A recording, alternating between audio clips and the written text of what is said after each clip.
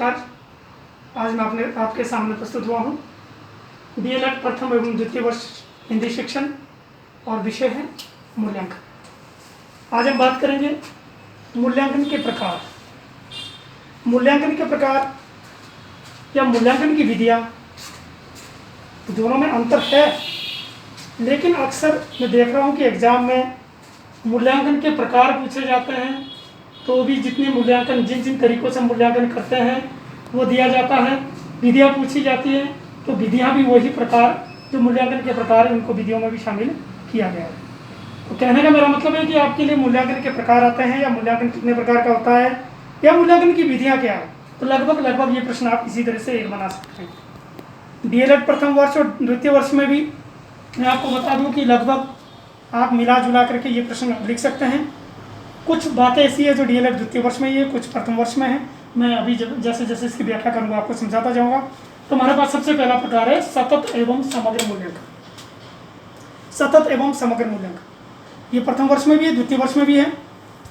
इसमें हम देखते हैं कि मूल्यांकन पहले हमारा छमाही होता था, वार्षिक होता था। उसमें बहुत सारे दोष थे कि बच्चा साल भर पढ़ता है और साल के अंत में आखिर में एक ही बार उसका मूल्यांकन होता है, जो कि दोषपूर्ण है। जिस कारण 1964 में जो कोठारी आयोग आया, कोठारी कमीशन आया, उस कमीशन ने ये सुझाव दिया था कि बच्चों का मूल्यांकन सतत एवं समग्र होना चाहिए। इन दोनों शब्दों को आप समझिएगा कि हमारा जो शिक्षण है वो एक सतत प्रक्रिया है, निरंतर चलने वाली प्रक्रिया है। Learning starts from cradle to grave.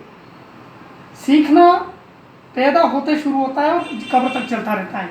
जब सीखना एक निरंतर प्रक्रिया है तो मूल्यांकन एक बार क्यों? इसलिए इस विधि को दिया गया था कि मूल्यांकन भी सतत होना चाहिए। सतत का मतलब है, अंग्रेजी में कंटिन्यूस कहते हैं, लगातार, कंटिन्यूस।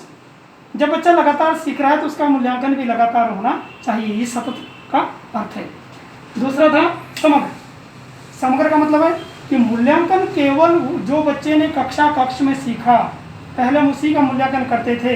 मूल्यांकन केवल उसका नहीं होना चाहिए जो कक्ष में सीखा, मूल्यांकन उसका भी होना चाहिए जो कक्ष के बाहर खेल के मैदान में सीखा, जो उसने घर जाते हुए रास्ते में सीखा, घर अपने माँ बाप से सीखा, अपने दोस्तों के साथ सीखा, खेल में सीखा, सांस्कृतिक गतिविधियों में सीखा। यानी कि उसके व्यवहार के संपूर्ण व्यक्तित्व का मूल्यांकन होना चाहिए, उसको कहते हैं समग्र मूल्यांकन। तो सतत एवं समग्र मूल्यांकन एक ऐसी प्रक्रिया है जो निरंतर चलती रहती है और बच्चे के पूरे व्यक्तित्व का मूल्यांकन करती है। तो इसके अगर अलग से उद्देश्य आते हैं या इसकी आवश्यकता आती है सतत एवं समग्र मूल्यांकन के, तो जो उद्देश्य मूल्यांकन के हैं, जो महत्व मूल्यांकन का है, वही सतत और समग्र मूल्यांकन का है। जो पिछले वीडियो में हमने बात की थी, मूल्यांकन के उद्देश्य या मूल्यांकन के महत्व, वही सतत एवं समग्र मूल्यांकन के, वही आप अलग से लिख सकते हैं इसके साथ। नंबर 2, रचनात्मक मूल्यांकन।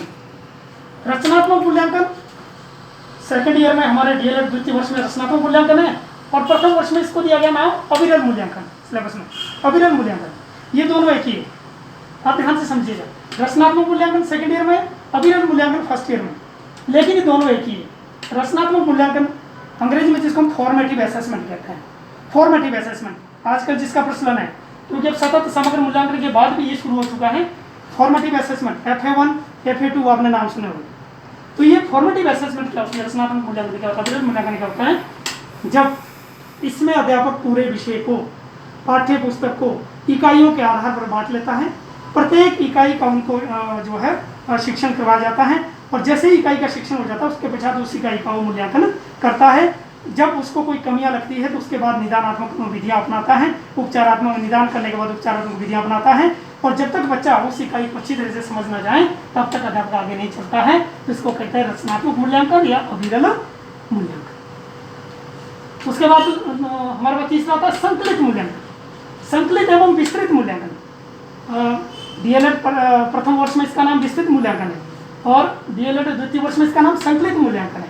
बात एक ही है, इसलिए मैंने दोनों कक्षाओं के लिए एक जैसा लेसन तैयार किया हुआ है। संकलित एवं विस्तृत मूल्यांकन, आपने नाम सुना होगा, FA1 होता है बच्चों का, FA2 होता है, यानी कि फॉर्मेटिव असेसमेंट 1, फॉर्मेटिव असेसमेंट 2 इकाई का। उसके बाद SA1 होता है, SA1 यानी इसको कहते हैं सबमेटिव असेसमेंट, SA1। फिर FA3 होता है, FA4 होता है, फिर SA2 होता है। तो ये सबमेटिव यानी कि संकलित मूल्यांकन है, विस्तृत मूल्यांकन। इसमें संपूर्ण इकाइयों का एक साथ बच्चों का मूल्यांकन किया जाता है और उसके आधार पर जो ये देखा जाता है कि हमें शैक्षणिक उद्देश्यों की कितनी प्राप्ति हुई और कितनी नहीं हुई है। तो इसको कहते हैं संकलित या विस्तृत मूल्यांकन। इसके बाद हम आगे चलते हैं मानदंड संदर्भित मूल्यांकन। मानदंड संदर्भित मूल्यांकन 1960 में इस विधि का प्रतिपादन किया था स्ट्रोगन है। ये एक वैज्ञानिक और मनोवैज्ञानिक सिद्धांतों पर आधारित विधि है जिसमें मूल्यांकन की परंपरागत विधियों को छोड़ करके मूल्यांकन को मनोवैज्ञानिकता के आधार पर और वैज्ञानिक विधियों के आधार पर बच्चे का मूल्यांकन करने की कोशिश की थी। शुरुआत में इसके कोई अच्छे नतीजे नहीं मिले, लेकिन उसके बावजूद भी विधि अपने बहुत ही महत्वपूर्ण विधि है, क्योंकि ये मूल्यांकन को पहली बार जो है परंपरागत तरीके से हटा करके वैज्ञानिक और मनोवैज्ञानिकता की ओर ले गई। उसके बाद हमारे पास है मानक संदर्भ परीक्षण विधि। मानक संदर्भ परीक्षण विधि, मानक स्टैंडर्ड, जिसको अंग्रेजी में स्टैंडर्ड कहते हैं। मानक में क्या किया जाता है, इसमें परंपरागत तरीके से मूल्यांकन किया जाता है बच्चे का, और बच्चे का एक ऐसा ग्रुप, बच्चे का एक ऐसा समूह जिसको आदर्श मान लिया जाता है, मानक मान लिया जाता है, स्टैंडर्ड मान लिया जाता है। उसमें हमें विश्वसनीयता, वैलिडिटी और रिलायबिलिटी दोनों चीज़ों को ध्यान में रखते हुए हम बच्चे का परीक्षण करते हैं और उस ग्रुप को मानक मान करके, स्टैंडर्ड मान करके उस परीक्षण को बाकी बच्चों पर भी लागू किया जाता है। इसलिए इसको मानक संदर्भ परीक्षण विधि कहा जाता है। इसके बाद अंक मूल्यांकन विधि, प्रथम वर्ष में ज़्यादातर इसका जिक्र किया जाता है। अंक मूल्यांकन विधि, अंक मूल्यांकन में बच्चे के व्यवहारगत परिवर्तन को अंकों के माध्यम से मापने का प्रयास किया जाता है। परंपरागत विधि है।